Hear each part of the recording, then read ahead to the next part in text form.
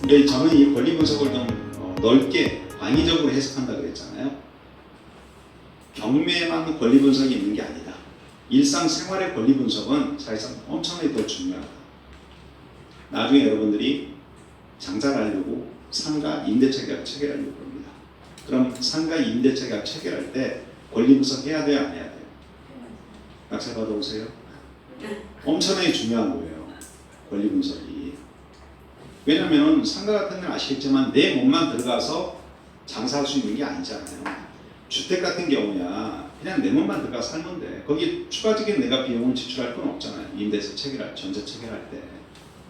근데 상가는 그게 아니잖아요. 상가는 보증금이나 월세 이거보다 더 많은 돈이 투입이 되는 게 뭐예요? 내 영업의 목적에 맞는 인테리어 공사잖아요. 이게 더 큰 거예요. 근데 그래서 권리 분석을 잘못해갖고 상가니까 무조건 10년 장사할 수 있다고 판단했는데 들어와 보니까 2년 동안 장사했는데 나중에 어떤 낙찰자가 와서 뭐라 그래? 나가래. 그럼 나는 10년 장사할 줄 알고 인테리어 비용 1억을 투입을 해서 내가 영업을 했는데 2년 만에 지금 나가려니까 나가야 되냐 이거예요. 아니면 그 낙찰자한테 야 무슨 소리? 상가금 임대차 보호법에 아직 나는 8년이 남아있어. 그러니까 8년을 더 주장할 수 있냐 이거예요. 이게 뭐예요? 권리 분석이잖아요. 권리 분석. 그러니까 일상생활의 권리 분석이 상당히 중요한 겁니다. 오히려 경매 권리 분석은 훨씬 더 단순하고 쉬워요. 왜냐하면 보세요. 우리가 경매에서 권리 분석한다 그러면 딱 한 가지예요. 뭐다? 결국 앉아 계신 분들이 입찰 들어가는 목적은 뭡니까? 그 경매로 나온 부동산을 내가 낙찰받아서 내 걸로 만드는 거잖아요. 그래갖고 내가 목적에 부합하는 이익을 내는 거지 않습니까? 그러면 결국은 그 목적물을 낙찰받아서 소유권을 취득하는 게 궁극적인 목적이에요. 그럼 우리 민법에 어떻게 돼 있어요? 그 소유권이라는 게 민법의 내용이 들어가면 그렇게 돼 있는 겁니다. 그 소유자가 소유물을 법률의 범위 내에서 사용도 하고요. 그 다음 돈도 벌 수 있게끔 수익을 낼 수 있고요. 또 이게 싫어 이제는 팔고 싶다는 거 처분하는 사용, 수익, 처분 세 가지 권능을 행사할 수 있는 게 바로 뭐예요? 우리 민법의 소유권의 내용이에요. 근데 많이 보세요. 내가 경매로 낙찰받았습니다. 그럼 당연히 내가 잔금을 내니까 내 거란 말이에요. 그러면 나는 사용 수익을 내가 해야 되잖아요. 근데 문제는 일반 매매하고 이게 성격이 다르다는 얘기예요. 일반 매매는 어떤 소유권이 변동됐을 때 서로 간의 의사 합치로 인해서 변동되는 거잖아요. 근데 경매는 그게 아니야. 경매는 채무자, 전 소유자가 자기의 의사하고는 전혀 상관없이 우리 경매란 특이한 절차를 통해서 소유자가 일방적으로 변동된 거잖아요. 그죠? 그러니까 결국 내가 가서 점유자한테 가서 야, 너 나가 이런다는 얘기예요. 그러면 그 사람이 물는 거야. 야, 내가 왜 나가니? 나 여기 임차인인데? 난 너한테 대항할 수 있단 말이야. 왜 그래? 하면서 점유를 거절하더라는 얘기, 인도 거절하더라는 얘기예요. 그럼 나는 결국은 아무리 내가 경매로 낙찰받았다 하더라도 소유권을 취득했다 하더라도 사용 수익을 내가 못하는 거잖아요. 그럼 잘못된 권리 분석을 했다는 얘기입니다. 등기상 남아있는 가등기, 가처분, 정채권 이런 권리들이 존재함에도 불구하고 이게 나는 권리 분석이 저건 매각으로 인해서 소멸되는 권리라고 판단했다는 겁니다. 근데 나중에 보니까 소멸이 안 되네. 그럼 뭐예요? 그 나중에 내가 팔려고 그래도 누가 그걸 사겠어요? 등기부에 그렇게 권리가 제한된 권리가 있는데 아무도 안 산다는 얘기입니다. 그럼 결국은 소유권에 대한 처분권 행사를 제한하고 있다는 거예요. 잘못된 권리 분석을 했다는 얘기입니다. 그래서 우리 원래 일상생활의 권리 분석보다 우리 경매 권리 분석은 더 훨씬 더 깔끔한 거예요. 근데 대부분 이 권리 분석한다 그러면 여러분들이 앉아 계신 분들이 아마 유튜브라든가 책 같은 걸 보고 이제 학원 오신 분들이 꽤 많이 계십니다. 대부분 권리 분석이다 그러면 뭐예요? 대항력, 누구? 전입 이 생각만 하고 있는 겁니다. 물론 우리 경매 목적물이 주택, 상가, 토지 크게 세 가지로 종류를 구분하잖아요. 근데 대다수가 이제 주거용 부동산 중에서 어디에 몰려? 아파트에 몰리죠. 왜? 황금성이 빠르니까. 또 그리고 리스크가 적다고 생각하는 겁니다. 그러니까 많은 사람들이 몰려. 아파트에 몰린다는 얘기는 뭐예요? 먹을 게 그만큼 줄어든다는 얘기예요. 그럼 내가 투자 목적으로 들어갔을 때는 힘들다는 얘기입니다. 그럼 과연 내가 경매를 통해서 어떤 물건으로 같은 아파트라도 어떤 물건으로 접근해야 내가 조그만 이익을 남길 수 있는지. 뭐 이런 것들이 여러분들이 말로 되는 게 아니에요. 경험치를 쌓아야 되는 것들입니다. 이런 것들은. 그래서 어떻게 됐든 간에 우리 경매의 권리 분석이라는 게 결국은 더 일상생활보다 훨씬 더 쉽다 이렇게 보시면 돼요. 그래서 이 권리 분석에 대해서 여러분들이 요게 이제 거의 마지막 간 오늘 경매 절차 얘기할 거고 나머지가 내일 추진돼 여기 들어가 있죠. 물론 이거 하나 갖고 또 입찰표 쓰는 건 아니라 그랬죠. 여기서 또 조그맣게 뭘 배워야 돼? 세금 배워야 돼, 세금. 그건 권리 분석은 아니잖아요. 하지만 내가 취득세, 양도세, 목적에 따라서 발생되는 세금들 있잖아요. 이 세금도 여러분들이 알아야 된다니까. 그래야 입찰가가 나와요. 왜냐면 취득세 같은 경우도 다 개인과도 좀 다르잖아요. 이제 주택을 가졌니 안 가졌니 뭐 이런 게 달라지는 겁니다. 그래서 그런 것들이 뭐 나중에 그래서 우리 경매 세금 있죠? 25일인가요? 24일날 저렇게 이제 경매와 관련된 세금을 갖다 강의를 할 겁니다. 그래서 어떻게 됐든 간에 이 권리 분석, 이 권리 분석만 제가 약간 정리해 드릴게요. 첫 시간이라 보세요. 권리 분석이 이렇게 하는 겁니다. 일단 어떻게 한다? 공적 장부에 대한 권리 분석이 있고요. 그 다음 하나는 그 부동산 현황에 대한 권리 분석을 한다 이렇게 보시면 돼요. 뭐 공적 장부는 부동산에 대한 공적 장부는 대표적인 게 이원화되어 있습니다. 물론 많은 공적 장부들이 존재합니다. 하지만 대표적인 두 가지 장부다 그러면 뭐예요? 등기부하고요. 그 다음 대장 이렇게 나오잖아요. 그 다음 부동산 현황에 대한 권리 분석은 이게 중요하죠. 실제 공적 장부에 대한 권리 분석은 누구나 쉽게 할 수가 있는 것들입니다. 이게 어렵지 않아요. 근데 이 부동산 현황에 대한 권리 분석 이걸 갖다 얼마큼 잘 하냐에 따라서 내가 돈을 버냐 못 버냐는 여기에 달려 있는 거예요. 첫 번째가 보세요. 지금 이 권리 분석이라는 게 여기다 같이 말했죠. 권리 분석이 내가 들어갈 물건이 주거용 건물이 될 수도 있고요. 그 다음 상가라든가 이런 건물, 공장, 그죠? 산업용 건물, 뭐 이런 여러 가지가 있잖아요. 이런 상가 등이 될 수 있고 또 하나가 토지가 있잖아요. 토지. 크게 세 가지로 구분될 수 있는 거잖아요. 물론 우리 법원에 가면 자동차도 경매를 통해 사잖아요. 근데 어떻게 됐든 간에 우리들은 자동차보다는 부동산을 갖다가 입찰하려고 들어오신 분들이잖아요. 그래서 이 세 가지가 어떤 부동산이 됐든 간에 권리 분석은 똑같아요. 기본적인 권리 분석은 달라지지 않습니다. 원칙을 알고 계시라는 얘기예요. 자, 그랬을 때 이 부동산 내가 입찰 들어갈 주택에 상가에 토지에 누가 그걸 사용 수익하고 있지? 이게 뭐예요? 점유자 권리 분석이에요. 상당히 중요하잖아요. 그렇죠? 내가 아파트에 들어가려고 그러는데 아파트에 채무자 소유자가 살고 있는지 아니면 임차인이 살고 있는지 아니면 다른 제3자가 살고 있는지 상당히 중요하지 않습니까? 누가 살고 있다는 걸 갖다가 우리한테 누가 알려줘요? 우리가 스스로 해야 돼? 아니잖아요. 이게 법원 경매 절차예요.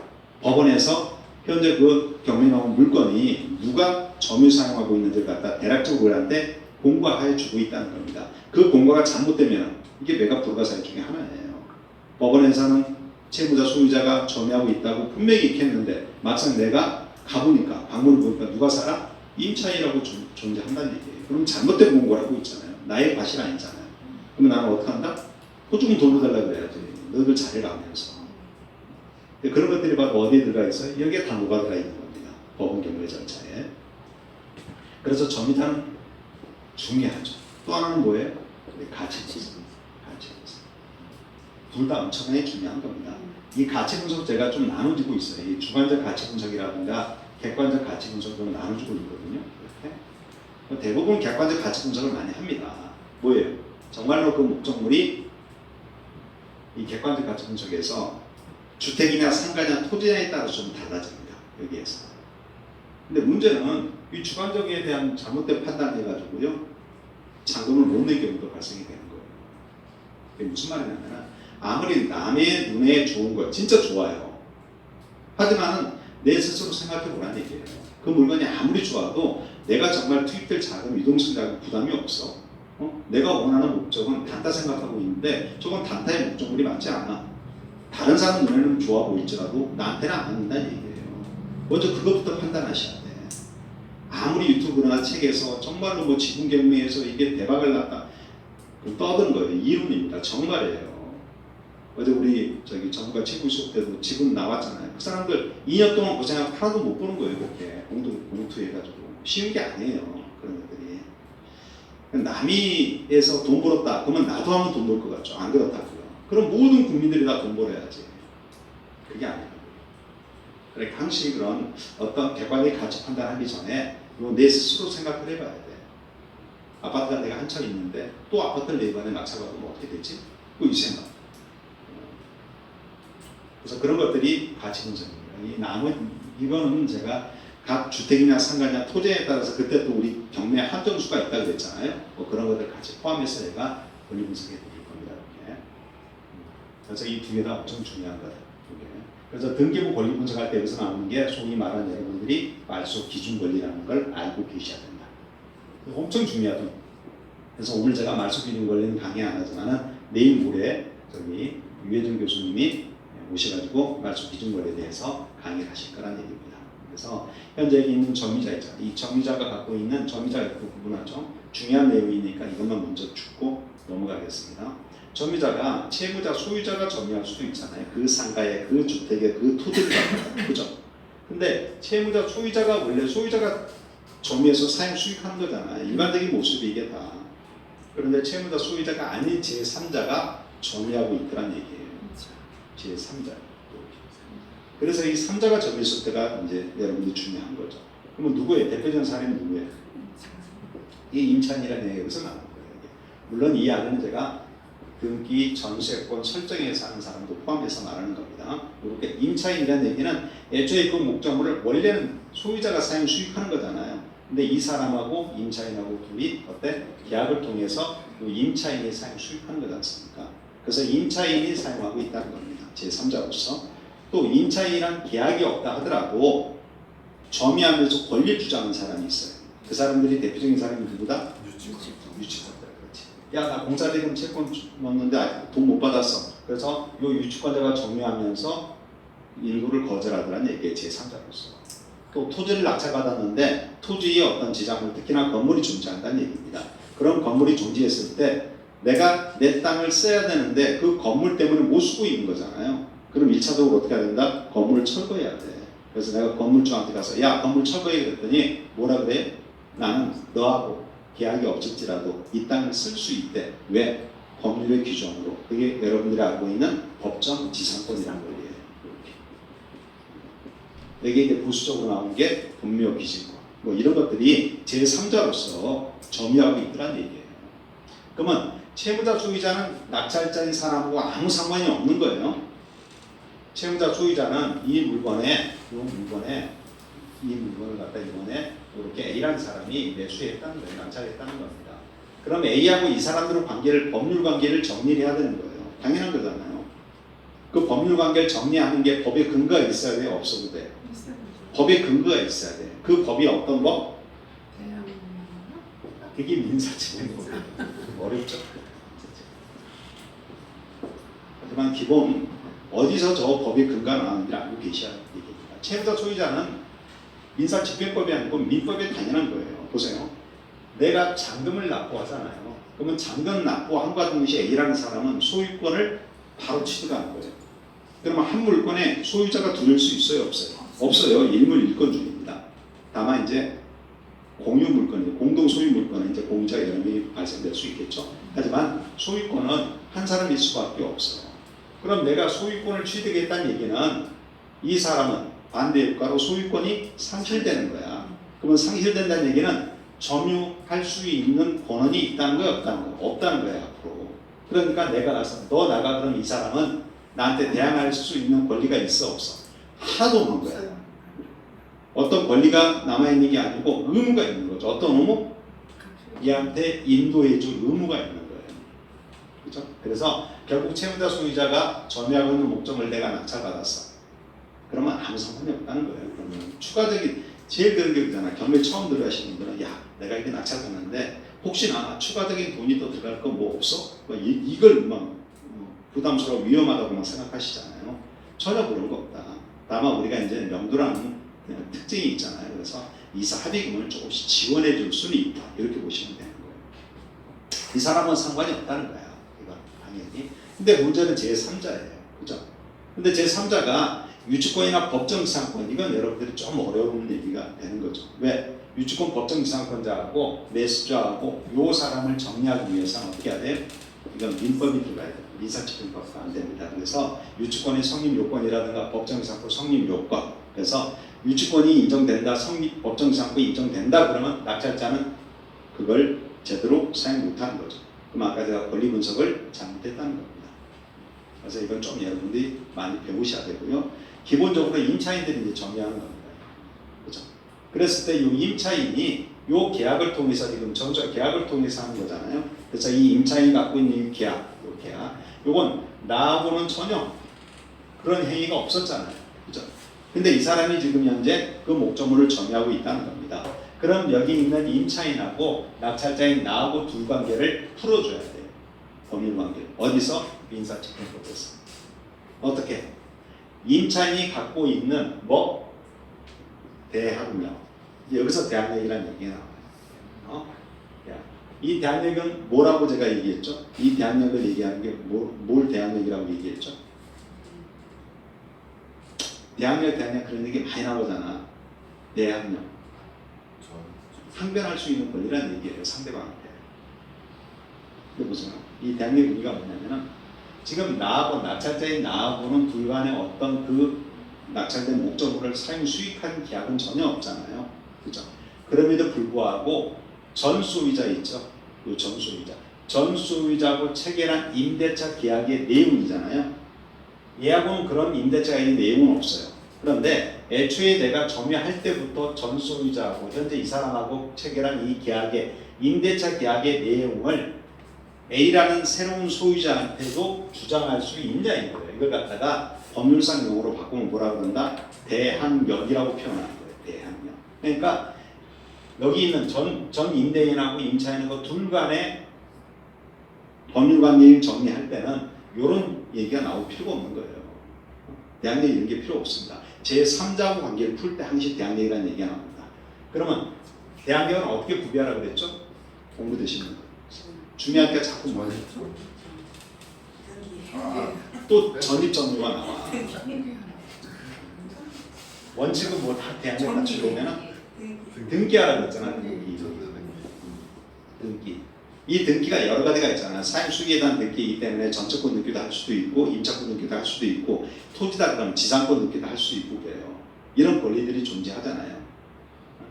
근데 원칙 이게 민법 621조인데 등기함으로 인해서 대항할 수 있다 이렇게 돼 있다는 얘기입니다. 근데 상대방 임대인들이 이 사람들이 등기해줘 안 해줘? 안 해주니까 어떻게 하고 있어요? 이건 민법인데 민법 갖고는 경제적 약자인 임차인을 보호할 수 없더란 얘기예요. 그래서 민법보다 우선 적용할 수 있는 특별법을 마련해야 하는 거예요. 누가? 국회의원들이.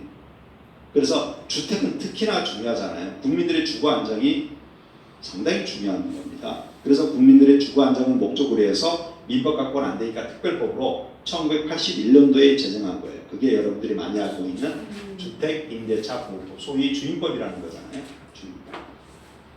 또 상가도 마찬가지예요. 상가도 민법 가지고는요 2년 계약했잖아요. 근데 인테리어 뽑지도 못했는데 계약이 만료했으니까 어떻게 나가야 돼요. 이게 민법이에요. 그래서 상가 임차인도 등기 안 한 사람들을 보호할 필요성이 있다는 겁니다. 그래서 상가도움 임대차보호법을 2002년도에 만들어 놓은 거예요. 그걸 소위 상임법이라고 들어보시죠. 그럼 이런 특별법이 들어가면 대항력을 어떻게 주고 있다? 민법은 등기를 함으로 인해서 대항할 수 있다 그랬지만은 특별법 둘 다 똑같이 법정 들어가면요 3조에 들어가 있어요. 법정. 이 특별법 3조에 들어가면 어떻게 돼 있다? 임대차는 이렇게 서두가 시작이 돼요. 임대차는 그 등기가 없는 경우에도 그래요. 반대해서 하면 원래 등기하라는 얘기예요. 근데 등기가 없는 경우에도 주택이잖아요. 어떻게 해야 돼? 전입을 반드시 하라는 얘기예요. 근데 전입만 해갖고 돼야 아니면 또 다른 어떤 행위를 해야 돼요. 인도받아 살아야 돼요. 두 개가 완성되면 어떻게? 대항력을 인정해 주겠다는 얘기예요. 대신에 그날 인정해 주지 않고 어떻게? 그 다음날 이렇게 아시겠죠? 상가도 똑같아 3조에 임대차는 그 등기가 없는 경우에도 대신 어떻게 하라? 사업자 등록을 내라는 얘기예요. 그리고 장사 시작해야 돼 안 해요? 반드시 해야 돼. 그러면 그날이에요? 그 다음날이에요? 그 다음날. 등기하면은 등기는 그날 바로 대항력이 생겨요. 하지만 특별법은 그 다음 날. 왜냐하면 채권자의 어떤 법률 관계를 정리하기 위해서 그렇습니다. 그래서 이 두 개. 그래서 이 특별법을 만들어 놓은 거예요. 그럼 우리가 경매에 나온 물건들에 임차인이 점유하고 있대요. 그러면 그 임차인들이 등기한 임차인들이 많을까? 아니면 이렇게 특별법을 적용받는 임차인들이 많을까? 대다수 90% 이상이에요. 이거예요. 그럼 여러분들 공부를 할 때 민법, 등기 공부를 해야 돼? 특별법 요걸 공부해야 돼? 권리 분석을 하려면 이걸 알아야 되는 거예요. 그래서 우리 학원 수업에도 주임법, 상위법이 그 안에 녹아 들어가 있는 거예요. 그래서 이 주임법, 상위법이 갖고 있는 요 대항력, 구비한 시점하고요. 내일 모레 유 교수님이 얘기해. 말소 기준 권리 있잖아요. 이 두 개 비교한다는 얘기예요. 이 두 개를 비교해 본 거예요. 그래서 말소 기준 권리의 저당권자가 2022년 1월 5일 날 건재당에 설정되어 있다는 겁니다. 근데 이 사람이 주택에서 전입이라든가 점유한 시점이 2022년 1월 6일이라는 얘기예요. 0시에 대항력을 갖췄다는 겁니다. 그럼 여기 있는 임차인은 결국은 말소 기준 권리 저당권 후순위로 자기의 대항력을 구비했으니까 우리 민사집행법상 어떻게 된다? 매각으로 소멸 이렇게 된다는 얘기예요. 매각으로 소멸된다는 얘기는 자기가 갖고 있는 전세 보증금 우리하고 상관이 있다 없다? 그 사람이 배당을 받든 못 받든 우리하고 상관이 없다는 추가적인 지출 비용이 안 들어간다는 얘기입니다. 그리고 특별법상, 주임법상 갖고 있는 계약갱신 청구권이라는 게 있잖아요. 그런 걸 주장할 수 있다 없다? 없다 이렇게 되는 거예요. 그냥 나가야 될 뿐이라는 얘기입니다. 다만 대항력을 갖춘 시점이 위에 있다는 거예요. 기준권 위에. 그러면 어떻게 된다? 이제 인수가 되니까 문제가 되는 겁니다. 아시겠죠? 이게 바로 점유자의 권리 분석이에요. 되게 중요한 겁니다. 이게 지금 내가 한 내용이 얘기한 내용이 거의 뭐 차지한다고 보시면 돼요. 나중에 차근차근 말씀도 드릴 겁니다. 자, 그럼 이게 이제 권리 분석입니다. 그래서 이 권리 분석이 여러분들이 항시 세심하게 해야 돼, 세밀하게. 그리고 아까도 지금 경매 입찰 들어갔잖아요. 그러니까 제가 여러분 항시 제가 경매 입찰은 많이 도전을 해보셔야 되는 겁니다. 뭐 그런데 교수 무지하게 많이 하잖아요. 아무것도 안 하면 아무것도 아무 일도 일어나지 않는다 그런 얘기입니다. 우리가 돈을 벌려면 돈 벌려고 앉아 있잖아요. 지금 뭐 합격증 받고 뭐 하려고 그런 게 아니잖아. 뭐라도 하여튼 뭐 추가적으로 부수적으로 뭔가 해보려고 앉아 계시는 거잖아요. 그럼 첫 단계가 뭐 입찰이에요. 그 정도로 입찰이 중요하다는 얘기입니다. 낙찰을 받으려고 몸부림치지 마세요. 입찰만 꾸준히 하면 무조건 낙찰돼요. 제가 아기 때문에 그렇습니다. 근데 몇 번 폐찰하니까 이거 못하겠다고 안 할게 이러니까 문제가 돼요. 아니에요. 해보세요. 무조건 낙찰 받아요. 근데 또 희한하게요. 낙찰하면 딱 받잖아요. 그러면 그 다음부터는 술술 낙찰 받아요. 돈이 없어도 못합니다. 정말이에요. 한번 해보세요. 낙찰 한번 되면 뭐 저기 가서 다 받아오면 되니까. 근데 처음에 여러분들 그래서 이제 그 입찰할 때 여러분들 보장 물건은 절대로 가면 안 돼요. 내가 진짜 좋은 물건이에요. 그럼 내가 보더라도 정말로 저 아파트, 저 빌라, 저 상가, 토지는 정말 괜찮은 거라고 내가 얘기합니다. 한번 해보세요. 괜찮습니다. 한번 제 말 믿고 하면 돼요, 안 돼요? 안 돼요. 그건 내 생각이잖아. 아무리 내가 좋다 하더라도 여러분 스스로 어떻게 한다? 몸소 친히 현장 가서 봐야 돼. 현장이 그만큼 중요한 거예요. 현장이라는 건 여러분들이 모르는 리스크가 숨어 있다니까요. 그냥 우리가 단순히 그냥 하도 요새 뭐 저 인터넷이 발달되어 있기 때문에 쉽게 누구나 다 뭐 기본적인 거 볼 수 있는 거잖아요. 위성비라든가 로드비라든가 이런 걸 통해서라도 쉽게 볼 수가 있어요. 근데 현장 가면 다르다니까요. 그렇게 보는 거하고 직접 현장 가면은 엄청난 차이예요. 그래서 항시 내가 말하는 거는 입찰 들어갈 물건은 반드시 내가 파악한 다음에 들어가야 된다. 한 개라도.